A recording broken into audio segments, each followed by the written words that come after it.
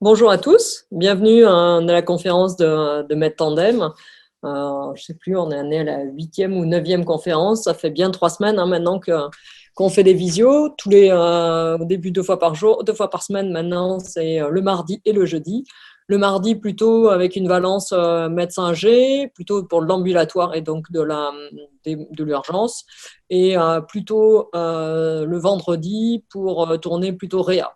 Vendredi, néanmoins, ça sera encore ambulatoire parce qu'on a des infos intéressantes qui vont nous arriver. On va avoir les résultats d'études cliniques qui est gérée par Mehdi Benchoufi là, sur Paris, sur la PHP, sur les 5 hôpitaux. Et on va avoir des résultats intéressants, puis ça va être la première étude qui va nous montrer la corrélation écho, scanner, PCR. Donc là, on va avoir vraiment des infos intéressantes. C'est prévu ils ont inclus 300 patients. Donc ça va être vraiment intéressant. Donc Mehdi sera là avec nous vendredi soir pour nous expliquer ça.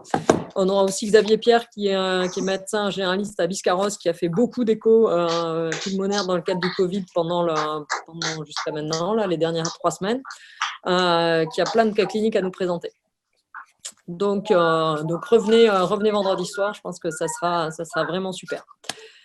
Alors, pour ce soir, on a les 2 habituels que vous connaissez, hein, Gervais et Lucie. Donc, voilà, nous, on est MedTandem. On a toujours Daniel Lichtenstein qui nous accompagne, qui nous envoie des petits emails pour nous encourager, nous dire qu'il va revenir bientôt, mais que voilà, pour le moment, il est débordé et que voilà, il a plein de choses à nous dire encore, mais que voilà, on attend qu'il revienne, on attend Daniel avec impatience.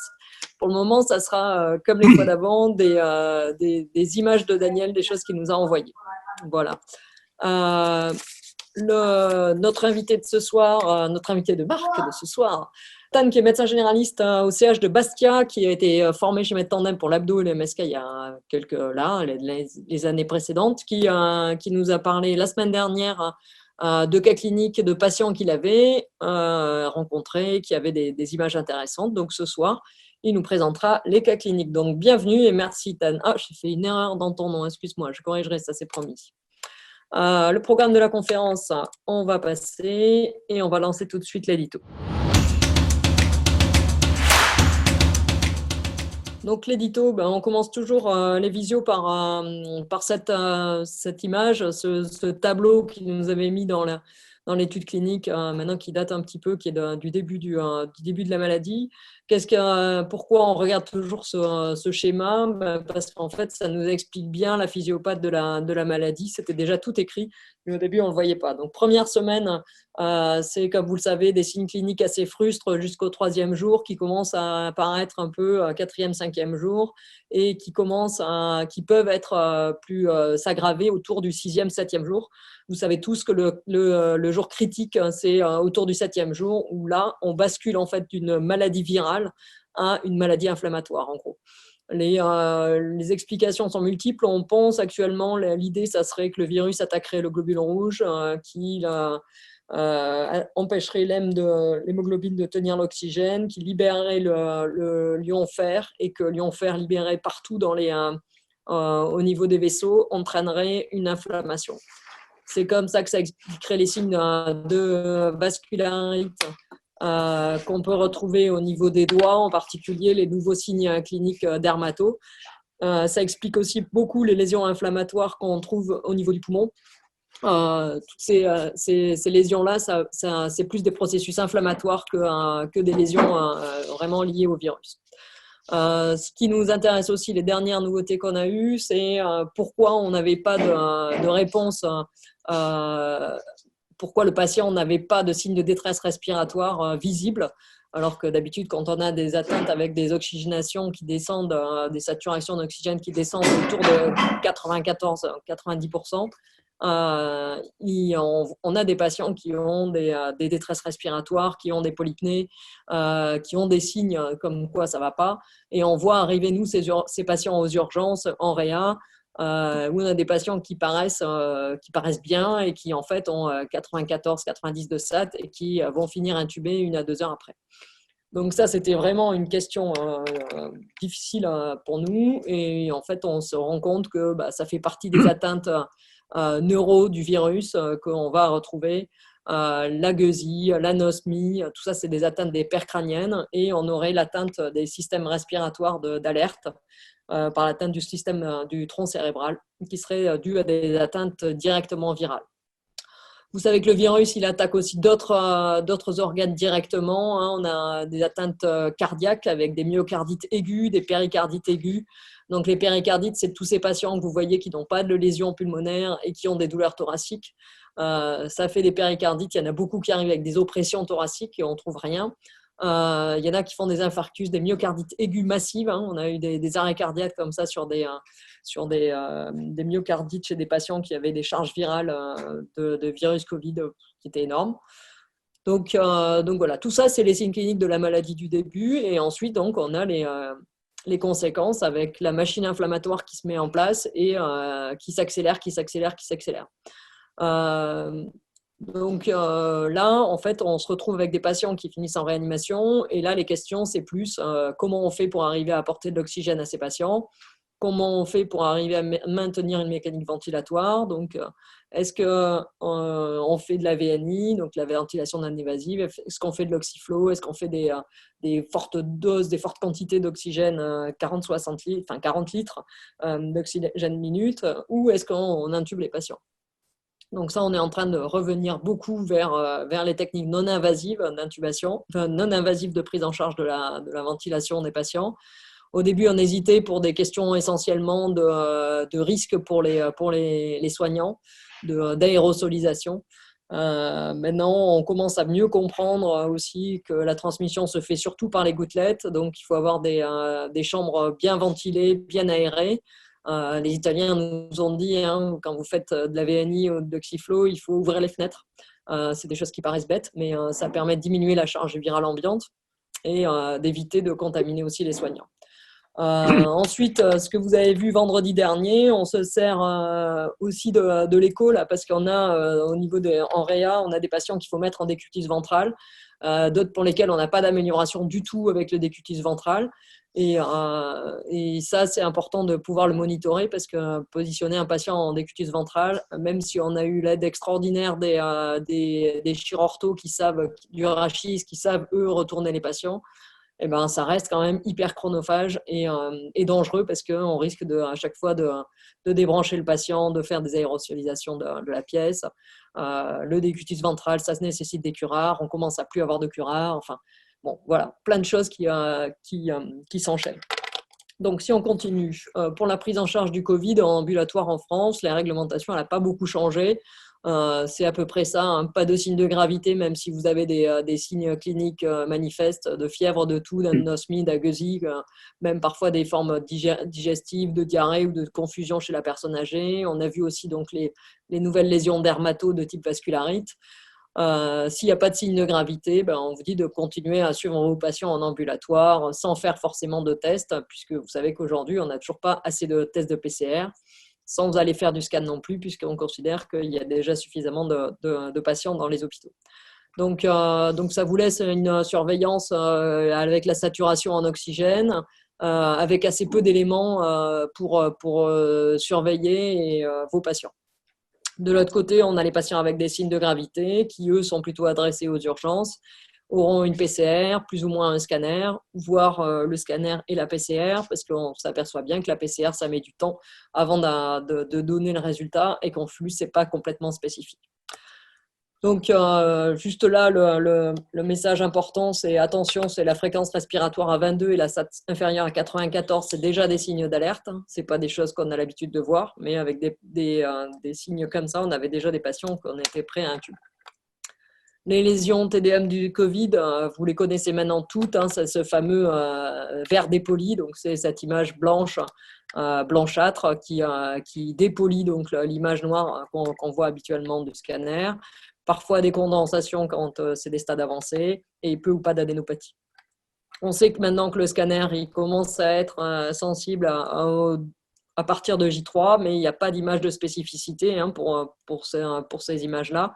On reverra les recommandations de la SFR, de l'HAS par rapport à la radiologie tout à l'heure. Je vous les ai remises, la mise au point du 8 avril, publiée le 10. L'évolution des images scan, c'est unifocal puis multifocal, apparition de nouvelles lésions, extension à l'autre poumon et des images de condensation pulmonaire. Donc voilà les réponses de l'HAS du 8 avril qui nous dit que donc il faut faire des scanners, quand on peut faire des scanners mais que ce n'est pas sensible, enfin que ce n'est pas spécifique les lésions qu'on va retrouver. Ils nous disent que c'est des réponses rapides, hein, c'est pas des grands textes. Qu'on peut même faire un scanner thoracique à des fins de dépistage chez les patients sans signe de gravité pour le Covid, en particulier quand il faut qu'on les prenne en charge, nous, en urgence pour les anesthésistes. Tout ça, c'est des choses qui viennent de tomber, c'est assez nouveau. Intervention chirurgicale en urgence ou RL oncologique, il faudrait faire un scanner systématiquement à tous les patients, même s'ils n'ont pas de signe de gravité. En revanche, ils nous disent toujours ne pas réaliser d'échographie à des fins de diagnostic pour le diagnostic du Covid. Donc, on va voir qu'effectivement, il y a peut-être des choses à revoir là-dedans. Qu'est-ce qu'ils nous disent en particulier? Voilà, le scanner normal ne permet pas d'éliminer l'infection du Covid. Les patients non asymptomatiques peuvent présenter des anomalies scanographiques. Donc ça, c'est ce qu'on dit aussi pour l'écho. Hein, on peut avoir des patients qui n'ont pas de signes et qui peuvent avoir des lésions à l'écho. De même, un scanner thoracique à visée de dépistage peut être indiqué dans des situations thérapeutiques d'urgence ne permettant pas d'attendre les résultats de la PCR. Donc, si vous avez besoin de prendre en charge un patient avec un AVC, une situation hémorragique, ils disent de passer d'abord au scanner. Donc, tout ça, pour nous, c'est des indications d'écho qui évitent d'aller faire perdre du temps et faire perdre des chances à nos patients. Pour le moment, l'HAS suit la Société française de radiologie et dit que ce n'est pas la peine. Donc, tout ça, c'est dans le cadre de l'hôpital. Encore une fois, à la fin, vous n'avez pas d'échographie parce que l'échographie thoracique ne permet pas de la distinction entre pneumopathie virale et atteinte bactérienne ou un œdème interstitiel cardiogénique. Donc tout ça, on vous le fera petit à petit, mais l'œdème interstitiel cardiogénique, il a des signes bien précis qui sont bien différents de l'atteinte interstitielle qu'on voit dans le Covid et de l'atteinte interstitielle non cardiogénique. Donc ça, c'est faux. Par ailleurs, elle impose un contact prolongé avec le patient avec un risque de contamination. Ça, on sait tous que même en période de Covid, il faut quand même qu'on examine nos patients. Donc, on comprend que les radiologues ne souhaitent pas aller faire des échos alors qu'ils n'avaient pas besoin de s'approcher des patients. On comprend tout à fait. Mais nous qui nous approchons aussi bien les médecins généralistes que les anesthésistes, que les urgentistes, on va examiner nos patients. Donc, on va s'habiller pour pouvoir les examiner. Donc, ça ne présente pas un risque de contamination supplémentaire. Son intérêt permettrait en réanimation chez des patients non transportables d'identifier les complications de la ventilation et d'évaluer les empêchements pleuraux. Donc ça, c'est ce qu'on a vu depuis 2 vendredis d'affilée. Hein. C'est que l'intérêt en réanimation n'est pas que chez les patients non transportables, parce que vous avez vu en réanimation au CHU de Bordeaux, en réanimation thoracique, où c'est facile, on va dire, entre guillemets, de réaliser les scanners. Ils arrivent à faire des scanners 1 fois par semaine à leurs patients. Ils arrivent à faire 3 scanners par jour. C'est des endroits où c'est vraiment facile, c'est au même étage, ça demande de transporter les patients, ça veut dire il y a du décubitus ventral, donc il faut le remettre en décubitus dorsal, il faut les transporter, enfin c'est compliqué. Et on ne va pas chercher les complications de la ventilation, en particulier le pneumothorax, pas du tout. On va chercher des complications de la maladie, on va rechercher une évolution, on va voir si on a des patients qui ont au départ des images en verre dépoli qui vont passer en condensation, c'est ça qu'on recherche. C'est ces petits signes-là, et ce n'est pas les épanchements pleuraux, puisque les épanchements pleuraux, on a vu, il n'y en a pas dans la maladie du Covid. Donc, ce n'est pas ça du tout qu'on va chercher à l'échographie. Hein. On va chercher, le passage entre la condensation et je vais y arriver, les images en verre dépoli et la condensation, première chose, et on va évaluer en réanimation également avec l'écho la réponse au décubitus ventral. Donc je pense qu'il y a des choses à modifier là-dedans et que c'est uniquement fait avec les radiologues, et peut-être qu'il faudrait avoir aussi des médecins généralistes, des urgentistes et des anesthésias qui pourraient apporter des informations supplémentaires à l'HAS. On va y veiller, on va redonner encore des infos, on est là pour ça. Et je pense que l'étude de Mehdi Benchoufi, les résultats vont nous aider. On a aussi le Journal of Ultrasound in Medicine qui nous avance pas mal de choses. Hein. Ils nous disent que pour eux, donc ça c'était du 30 mars, je vous montrerai après du 20 mars, ils nous disent que voilà, l'évidence suggère qu'on va mieux traiter nos patients si on les diagnostique rapidement. et que pour ça, l'échographie peut être faite à tous les niveaux et que ça permettra d'aider les patients, même dans les endroits où il n'y a pas de scanner. Pour nous et pour Giovanni Volpicelli, toutes les équipes espagnoles et italiennes là, qui ont beaucoup publié des petites infos là-dessus, ils ont tellement de patients qu'ils n'ont pas le temps de faire des études cliniques. Ils nous disent qu'en gros, il y a 3 places pour l'écho pour eux. Un, le triage, c'est-à-dire aux urgences, quand il y a énormément de patients qui arrivent, il faut savoir si on les met dans la filière Covid-, dans la filière Covid+, une fois qu'ils ont eu la prise de sang avec la PCR en attente du scanner, est-ce qu'on les met d'un côté ou de l'autre? Est-ce qu'on peut leur dire vous n'avez pas de lésions pulmonaires, vous pouvez rentrer chez vous et on vous surveillera dans 2 jours? Ou vous avez déjà des lésions pulmonaires en verre dépoli, il faut qu'on vous hospitalise? Voilà, ça, on va en reparler. Ensuite, la quantification des lésions, ça, on attend toujours les études cliniques qui vont nous montrer les corrélations entre le scan, l'écho et les signes cliniques. Et la surveillance en réa, je vous en ai déjà largement parlé. Donc, pour nous, la place de l'écho, elle est partout. Elle est quand on n'a pas de signe de gravité, elle est même au-dessus, je dirais, même chez des patients qui sont asymptomatiques. Quand on va les prendre en charge au bloc, par exemple, on pourrait faire une écho pulmonaire, voir si on a des risques d'avoir un patient qui va vous envoyer plein de virus quand vous allez l'intuber ou pas. En médecine générale, en ambulatoire, l'écho pulmonaire, elle pourrait être faite à partir du moment où vous avez des patients qui ont des signes cliniques. On va voir ce que TAN va nous proposer comme examen clinique, comme cas clinique. Et ensuite, on vous conseille surtout de revoir les patients, c'est-à-dire de faire des échos pulmonaires itératifs. C'est encore une fois ce qu'il va nous montrer. Vous pouvez faire à J3, à J5, à J10 quand vous envoyez les patients jusqu'à ce que vous voyez l'évolution des lésions. Et ça, je pense que c'est vraiment quelque chose de très important, le suivi à domicile avec l'infirmière qui va passer 1 à 2 fois par jour pour aller prendre la saturation de votre patient pour voir vraiment trouver ces patients qui à J5, J7, J10 vont décompenser et auront rapidement besoin d'être pris en charge aux urgences. La place de l'écho, on pense qu'elle est aussi aux urgences et c'est ce que Mehdi va nous montrer, je pense, que l'écho pulmonaire, ça va plus vite que le scanner, ça va plus vite que la PCR.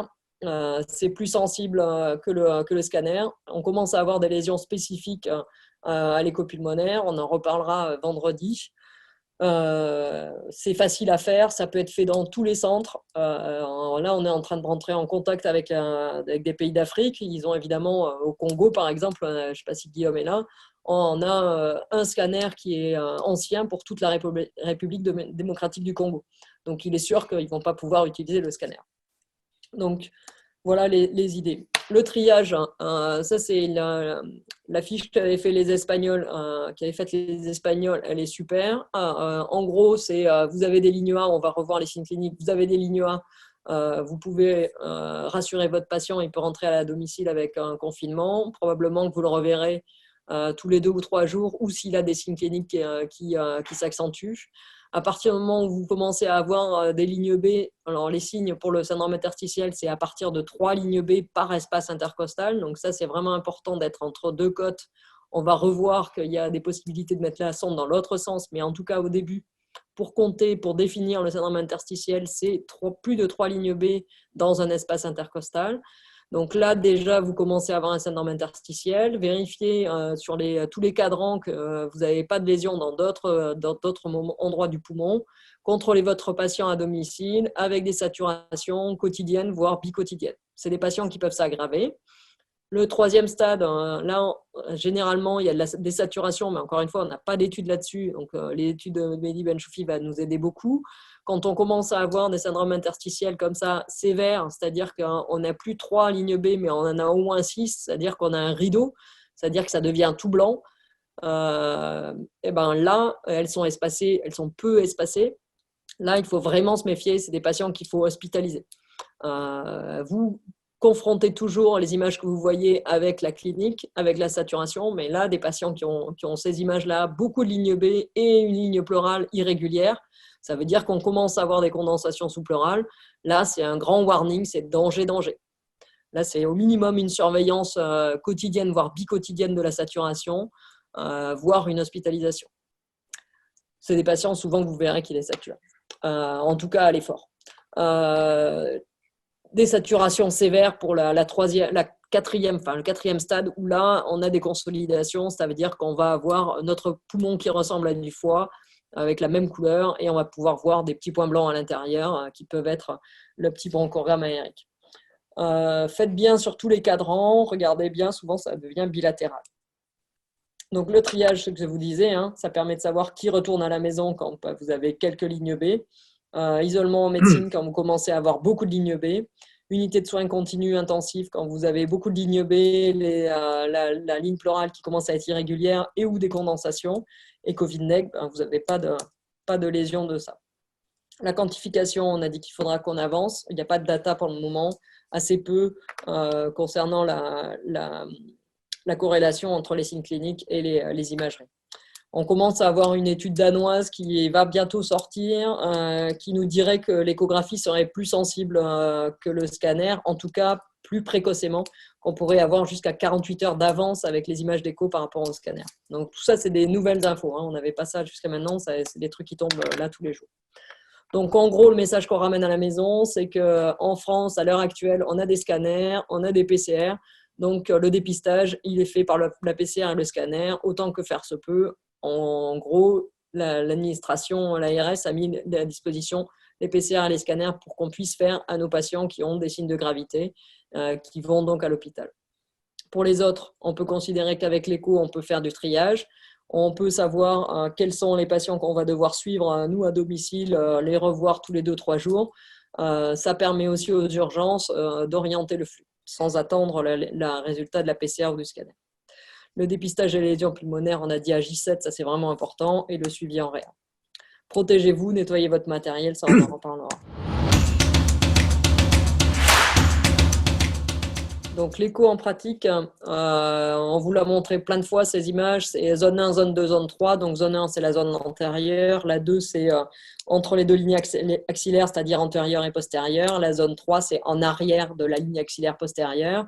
On va voir avec les images ensuite adaptées au Covid qu'on va faire beaucoup plus d'images en postérieur parce que ça va être justement des patients qui sont en ambulatoire et que vous pouvez mettre assis. Ça, c'était surtout fait pour les protocoles pour l'urgence avec des patients qui étaient allongés, qui avaient des pneumothorax ou des choses comme ça. On va revoir ça. Le surf aussi avec Daniel Lichtenstein nous propose à travers le Blue Protocol quelque chose d'assez simple. Assez simple, où vous positionnez la main dans votre idée, la main du patient, les deux mains sur le thorax, et ça vous donne le milieu des mains, vous donne les deux endroits où vous pouvez poser votre sonde. Et la dernière en arrière sur la ligne qui descend de la position 2. Donc ça, c'est le Blue Protocol, c'est les 3 positions. On va voir que c'est en train d'être complété. Il y a beaucoup de monde qui font plutôt 6 points par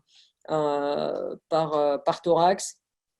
Donc 12 au lieu d'en faire 3, au lieu d'en faire 6.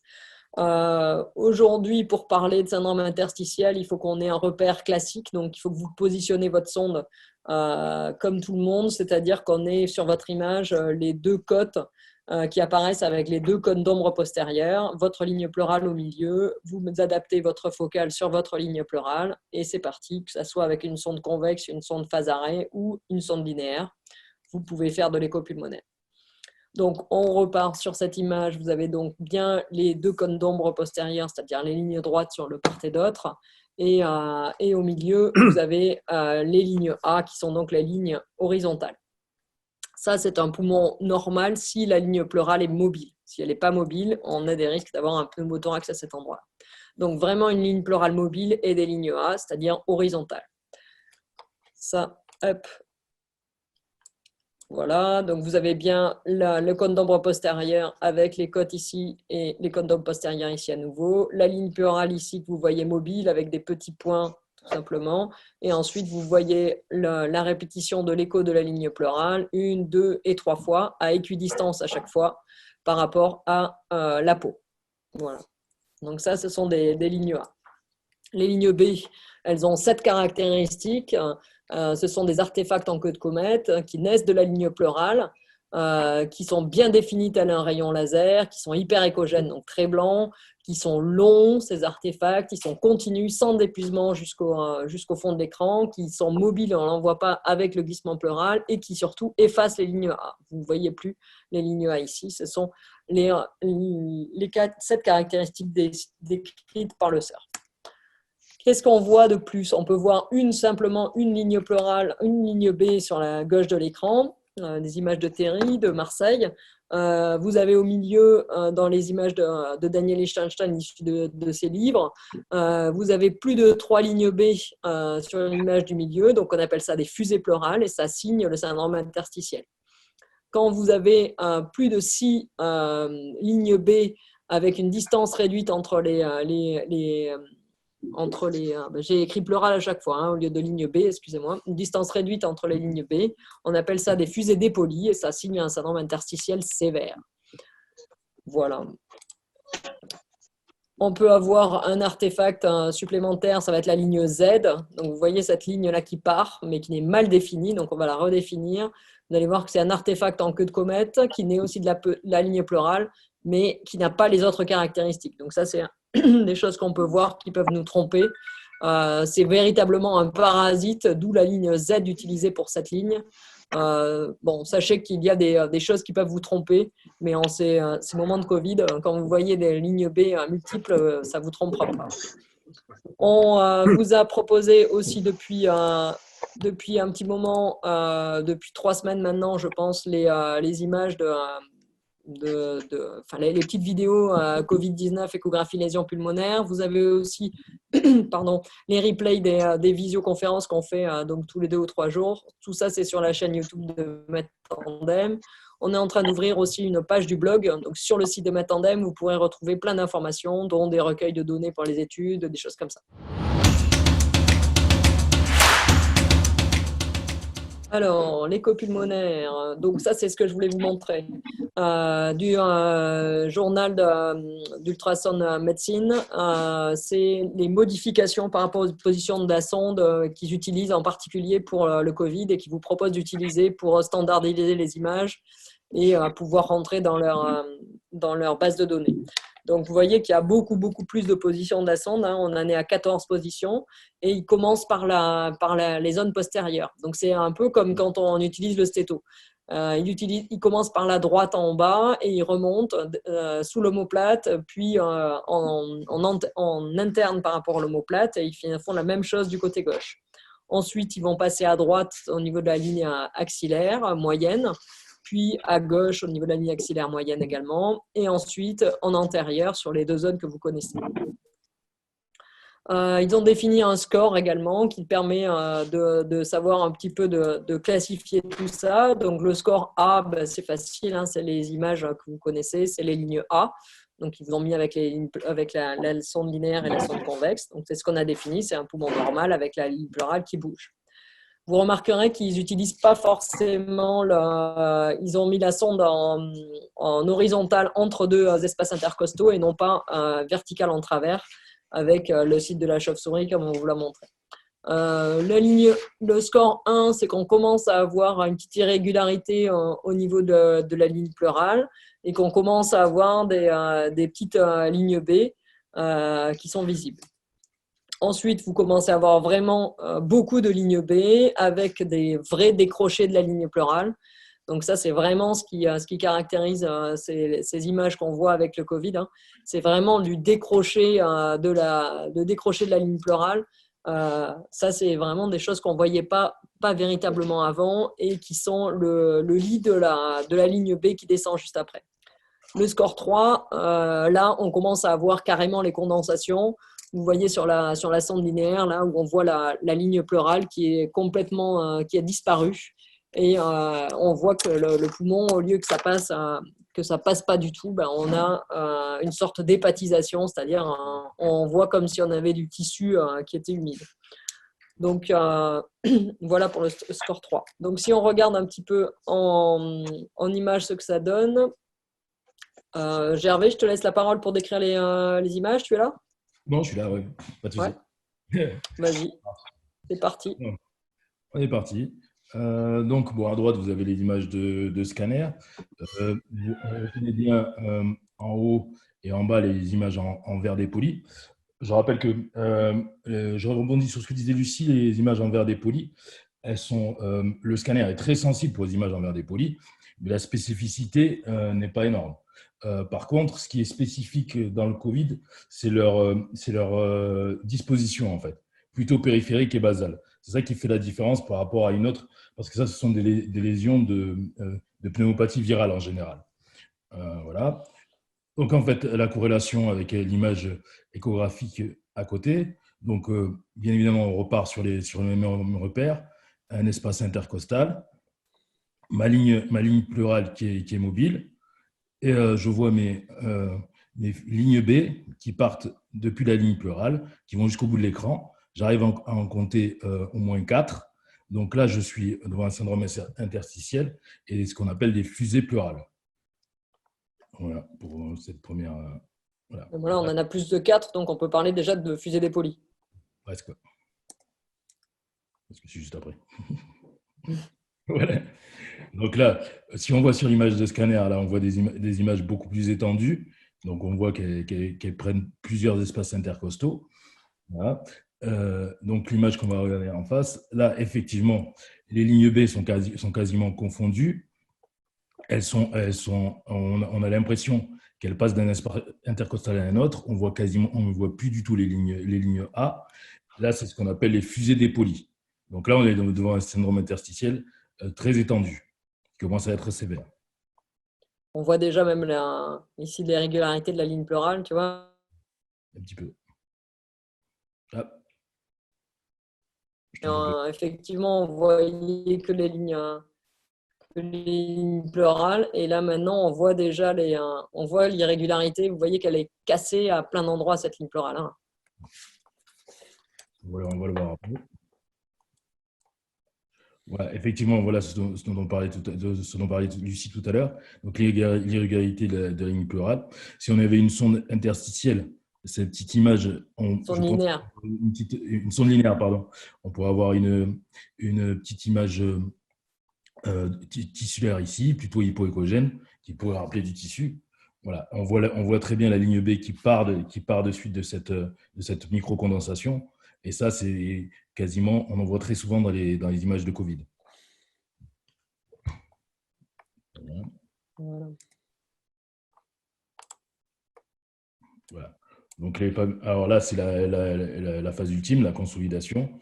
Donc là, on voit très bien qu'on n'a plus du tout de ligne pleurale. On a une image tissulaire, hypoécogène, avec des petites lignes hyperécogènes à l'intérieur, un bronchogramme aérique. Là, voilà, on sent que vraiment, il y a quelque chose qui se contracte. Ça peut être une petite atelectasie aussi.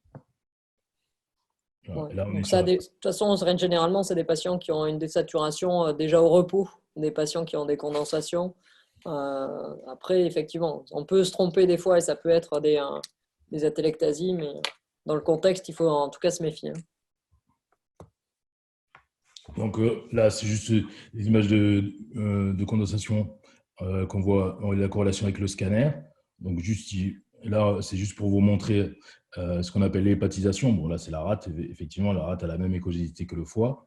Donc, c'est juste pour vous montrer ce que ça peut donner, le terme d'hépatisation pulmonaire.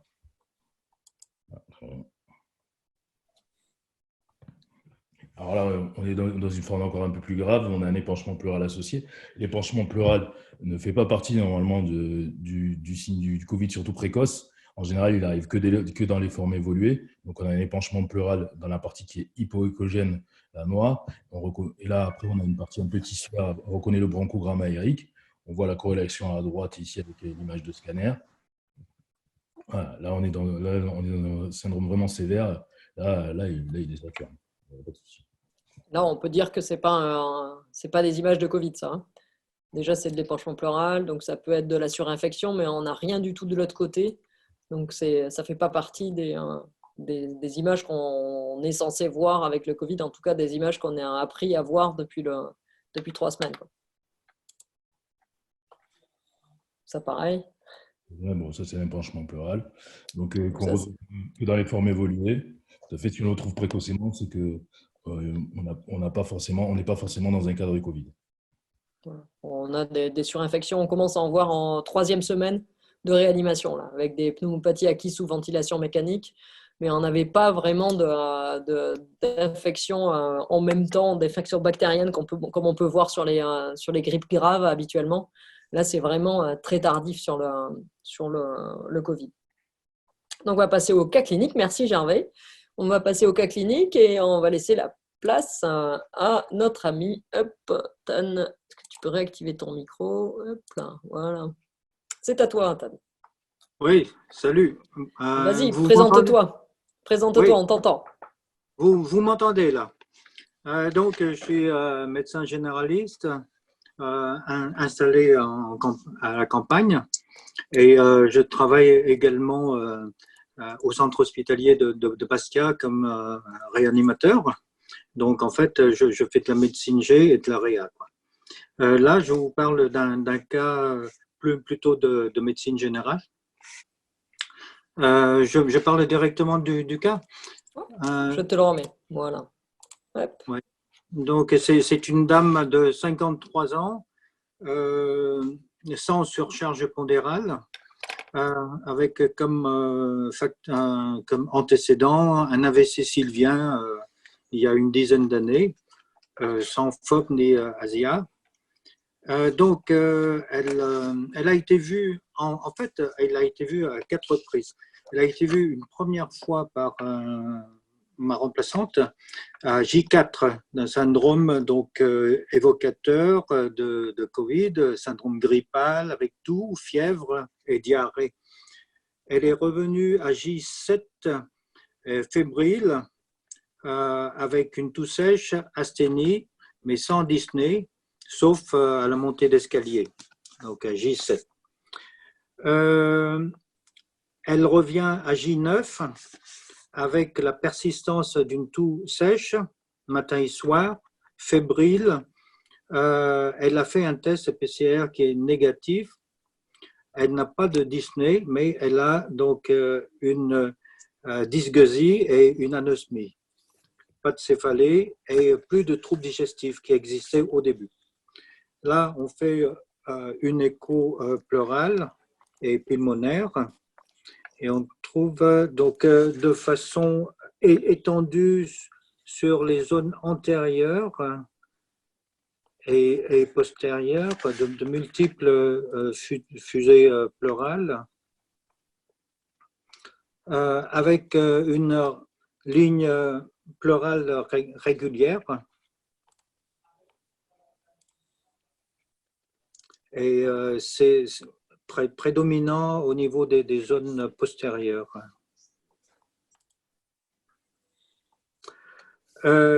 Donc, c'était à J9.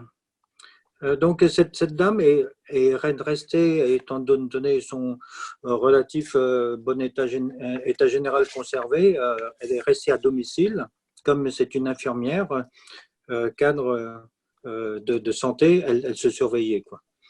Elle est revenue aujourd'hui à J12 avec une amélioration nette au niveau clinique, plus de fièvre, encore un léger manque de souffle. Et à l'examen, on a une quasi-disparition des fusées avec la persistance de quelques lignes B, prédominant au niveau postérieur, toujours une lame pleurale un peu irrégulière que je trouve au niveau du cadran postérieur. Oui, supérieur à droite. Je ne trouve pas de foyer de condensation, pas de foyer d'hépatisation. Voilà. On la voit bien là, hein, le crochetage du pleural.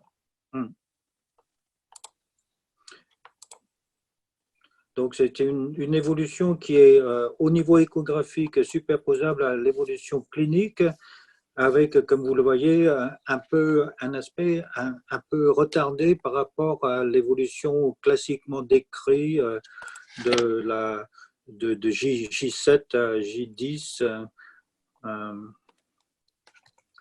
Je pense que... Je te redonne l'écran. Vas-y, vas-y.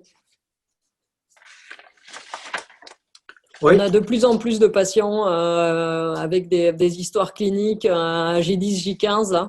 oui, oui. On a Un peu des retours de patients aussi, comme quoi aux urgences à Paris, il n'y a pas que les patients de médecine qui descendent, parce que des patients qui étaient hospitalisés justement depuis 4-5 jours. Et il n'y a pas que ces entrées-là en réa, il y a encore des entrées directes avec des patients qui sont à J12, J15 du début des signes.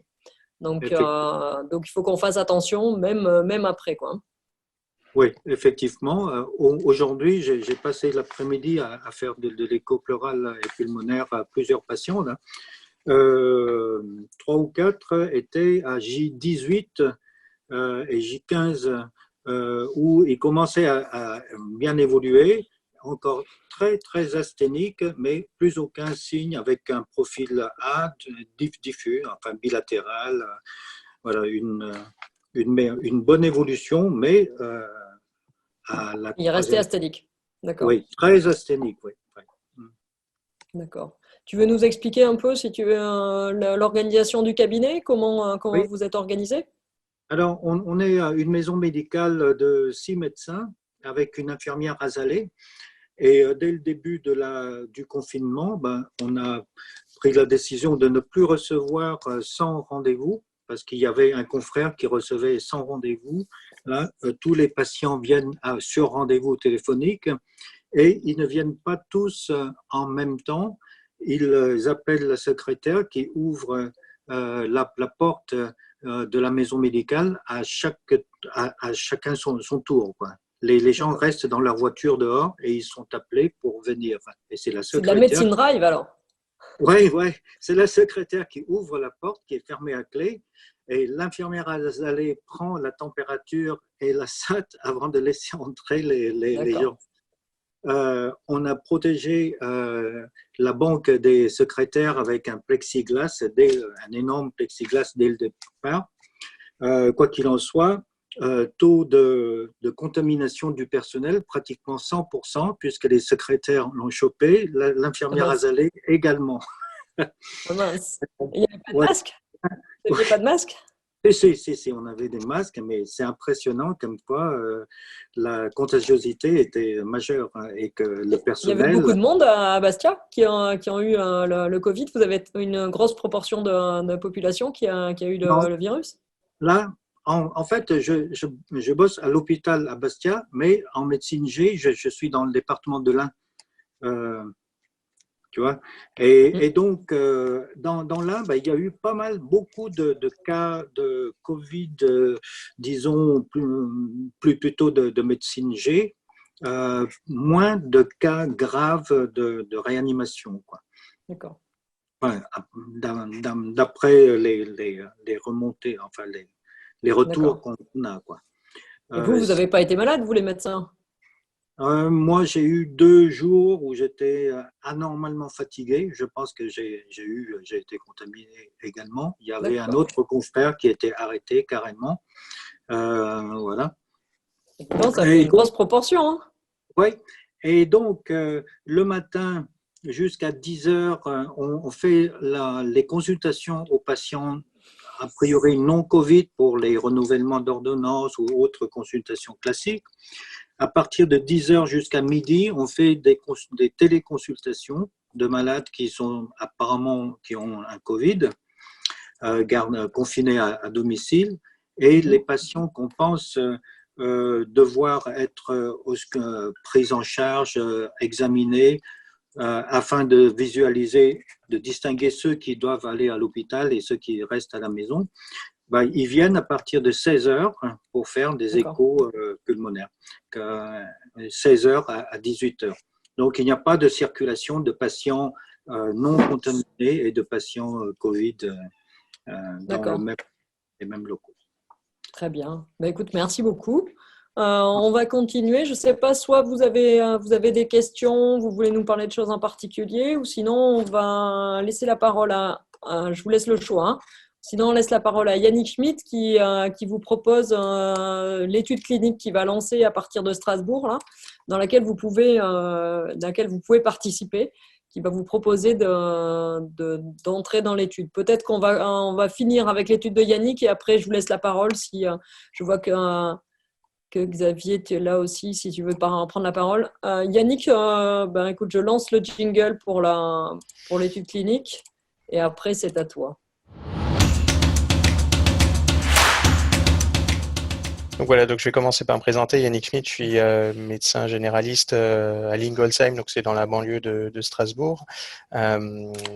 Et du coup, je fais un peu d'écho depuis presque 2 ans après une formation par Maître Tandem. Je suis aussi maître de conf à la fac, donc au département de médecine générale. Et effectivement, un peu comme tout le monde, je me pose la question de savoir quelle place peut avoir l'échographie pulmonaire dans le Covid, et on pressent bien que ça peut être intéressant. Et le pari qu'on fait, c'est de se dire que probablement qu'en médecine générale, c'est un endroit où ça peut être très important sur une utilisation qui peut être finalement celle du diagnostic de forme un petit peu à la fois peu symptomatique sur le plan clinique et à risque d'évolution vers une forme grave dans le même temps.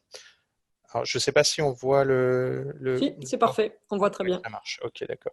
Du coup, on se proposait de lancer une étude clinique sur la place de l'échographie pulmonaire en médecine générale, qui est probablement un petit peu spécifique par rapport à l'hospitalier, et peut-être que j'y reviendrai un peu plus tard.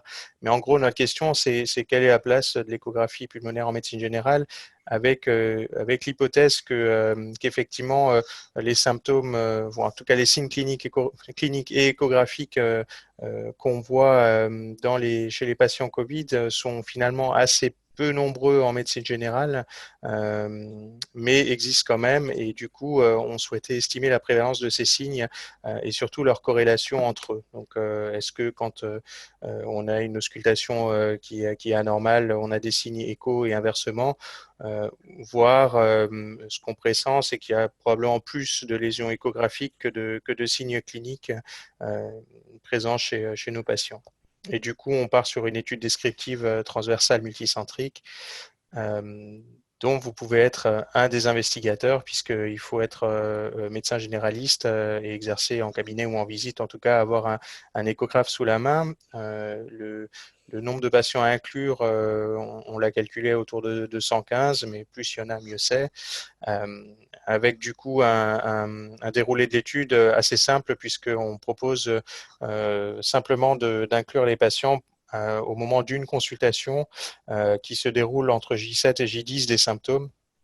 Donc les symptômes qui ont été rappelés par Lucie tout à l'heure pour parler d'une suspicion de Covid, et on y ajoute simplement la notion de signe de gravité ressenti par le patient avec des manifestations respiratoires qui peuvent être un essoufflement, une oppression thoracique.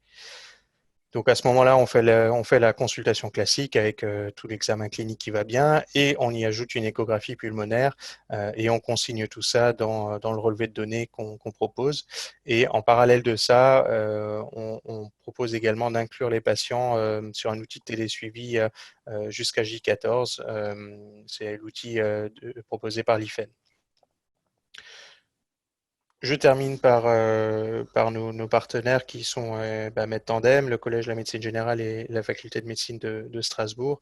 Et je ne l'ai pas mis sur la diapo, mais on a une première visioconférence pour les investigateurs intéressés jeudi soir à 20h. Et du coup, si vous êtes intéressé, si vous souhaitez y participer, n'hésitez pas à faire un petit mail à Med Tandem. Donc, je crois que c'est contact. @medtandem.com, ouais. Voilà, medtandem.com. Voilà. Super. Tu veux nous mettre en ligne le recueil de données que vous aviez proposé? Ah, je peux vous le présenter, oui. Hop. Hop. C'est pas bon. En attendant, peut-être si quelqu'un veut prendre la parole, nous parler de sa pratique habituelle. peut-être juste dire effectivement, enfin souligner ce qu'a Vas-y. dit mon collègue précédemment, mais c'est très clair que les patients qu'on voit ont parfois des signes cliniques qui sont un peu limites, comme là, c'est-à-dire pas franchement inquiétants, mais que quand on pose une sonde d'écho, on est parfois surpris par les images qu'on voit. Et si vous voulez, je peux vous présenter. Hop. C'est ça. Est-ce que vous voyez Parfait. le... Oui, On voit c'est très ça. bien. Donc, moi, je ne vous présente pas tout le recueil d'informations, mais juste peut-être la partie échographie. On a fait le choix, effectivement, de partir sur un relevé en 12 points, un 6 de chaque côté, donc en antérieur, en médian, en postérieur, et à chaque fois en supérieur et en inférieur. Et du coup, de côté chaque point par un signe de normalité, une présence de moins de 3 lignes B, de plus de 3 lignes B, ou de signes de condensation, ce qui nous amène à un score global et bien sûr de noter également d'autres anomalies s'il y en a. Ok, merci beaucoup Yannick. Merci. Est-ce que vous avez des questions par rapport à l'étude ou est-ce que vous avez des témoignages? Est-ce que vous voulez nous raconter ce que vous faites? Est-ce que vous avez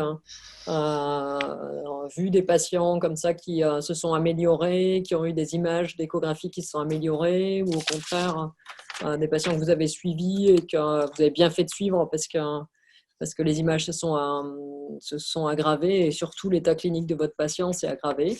Je sais pas, il est 53, on a 7 minutes pour parler tranquillement. Peut-être à Biscarros, est-ce que quelqu'un veut prendre la parole?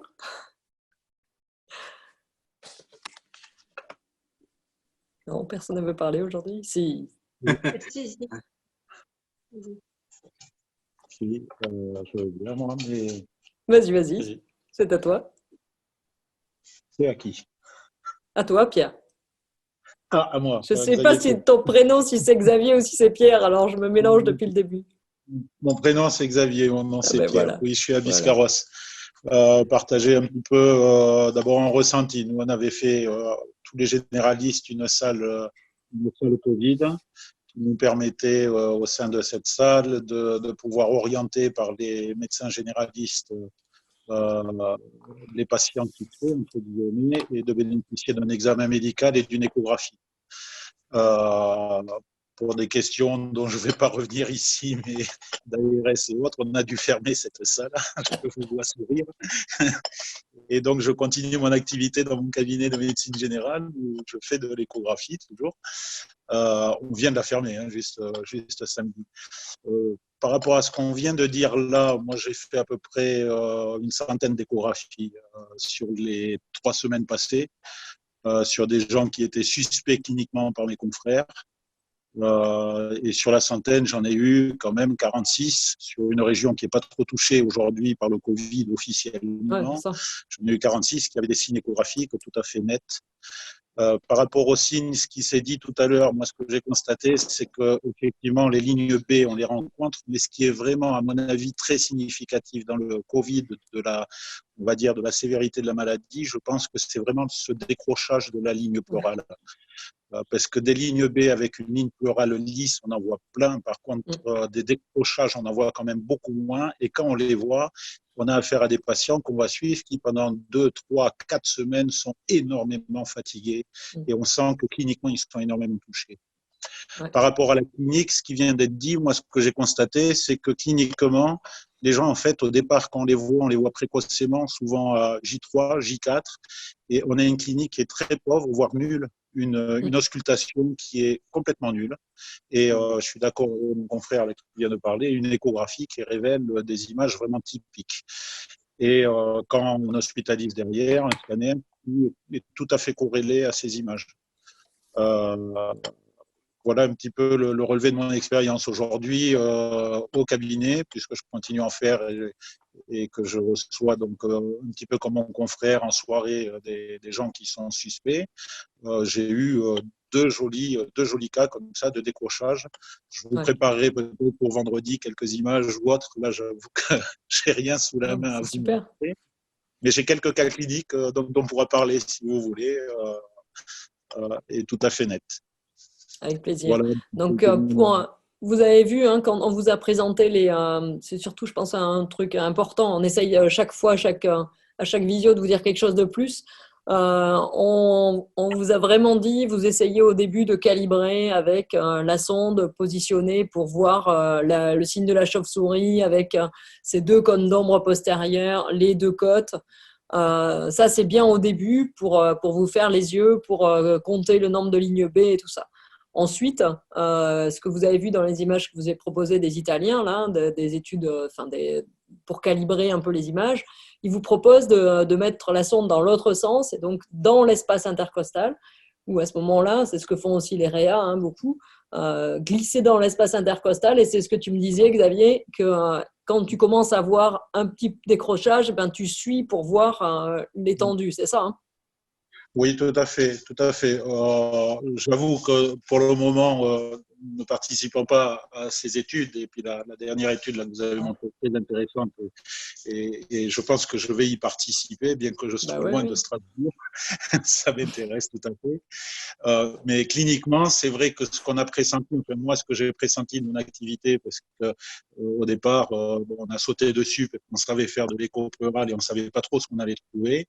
Et très vite, ce que j'ai remarqué, c'est que dans 75% des cas, on est quand même sur du postérieur. Donc, j'avoue que très souvent, mon auscultation à l'échographe va se faire en zone postérieure. Et donc, j'ai tendance à partir, peut-être pas tout à fait comme ce qui a été décrit là avant, à partir, moi, d'en haut jusqu'en bas, de la droite et la gauche. Je me positionne entre le rachis et l'omoplate pour essayer de voir la partie postérieure, on va dire, et je suis le bord de l'omoplate pour vraiment voir que du pleural n'est pas gêné. Je suis légèrement en biais, j'arrive jusqu'en pleural, au niveau du cul-de-sac, enfin en pleural, au niveau du cul-de-sac, on est en pleural tout le long. Et quand j'arrive effectivement au niveau de ce cul-de-sac, c'est souvent, j'ai remarqué, sur la partie inférieure qu'on a le plus de liens, qu'on a le plus de ces décrochages pleuraux.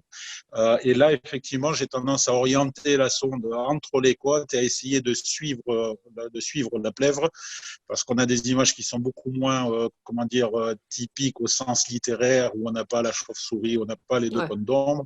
Mais on arrive bien à voir là, à ce moment-là un joli décrochage avec des bronchogrammes aériques dedans, avec tout un tas de choses.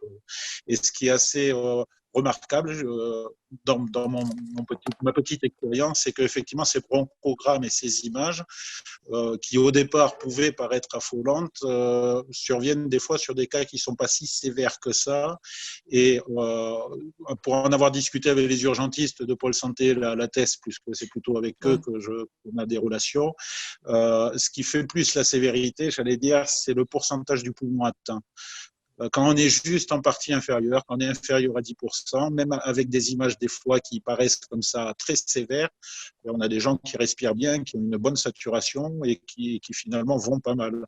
Mais on peut affirmer qu'ils sont malades et effectivement, l'histoire après nous affirme qu'ils sont malades parce qu'ils ont bien une évolution sur une quinzaine de jours, ils ont bien cette énorme fatigue, on retrouve bien l'anosmie, on retrouve bien tous les signes. D'accord. Du coup, ça permet bien d'adapter la surveillance aussi, parce que ces patients-là, on sait qu'il faut les surveiller de plus près parce qu'il y en a parmi ces patients-là qui vont évoluer vers le mauvais côté et avoir plus de condensation, plus de niveau. Faites attention aussi, hein, tu dis que c'est souvent en postérieur, on a eu des cas avec des condensations antérieures. Hein. Ouais. Alors, c'est peut-être moins fréquent, mais ça a été décrit aussi. Je vais commencer à changer un peu mes habitudes et à venir un peu par devant. Je ne sais pas, après, c'est probablement encore plus de sévérité parce que c'est plus logique qu'on ait quand même sur des patients qui sont debout, à moins que ce soit des patients qui dorment sur le ventre, qui soient directement en DV, mais bon. Voilà. Bah, écoute, merci beaucoup Xavier pour ces précisions et on t'attend donc vendredi pour les cas cliniques. Vendredi, donc comme je vous disais, on aura aussi les résultats de l'étude de Paris, là, de multicentrique, puisqu'ils sont sur les 5 hôpitaux de la PHP, où ils ont fait donc des échographies pulmonaires aux patients qui étaient du personnel soignant, surtout qui venaient à l'hôpital Saint-Louis, mais aussi des patients lambda qui venaient dans les autres hôpitaux. Là où c'est vraiment intéressant, c'est qu'ils leur faisaient, donc les patients venaient pour la PCR et le scanner, et ils avaient aussi l'échographie. Donc ça, je pense qu'ils ont une centaine de patients qui ont les trois. Et ensuite, on doit bien avoir 200 patients qui ont des lésions pulmonaires, et donc on aura les cas cliniques, les signes cliniques aussi. On va voir ce qu'ils vont nous sortir. Normalement, ça sort en préprint demain matin. Mehdi devait voir s'il pouvait nous en parler ce soir, mais ils étaient trop pressés. Donc, ils envoient pour demain matin, et vendredi, on aura droit à la primeur et on verra tout ce qui sort sur l'écho pulmonaire. On essaiera d'avoir d'autres infos. Donc, si vous voulez nous envoyer vos cas cliniques, on revoit, on continue à travailler, à essayer de vous trouver des résultats d'études cliniques. En attendant, écoutez, continuez à faire de l'écho. Je pense qu'on fait associé à la surveillance clinique, associé à la saturation en oxygène. Plus on surveillera les patients, et mieux ça sera, je pense, pour eux. Donc, écoutez, je vous souhaite une bonne soirée. Je vous dis à vendredi. Et puis bravo d'être éco-addict, d'être toujours au rendez-vous. Merci à tous. Merci. Bonne soirée. Merci. Merci, bonne soirée.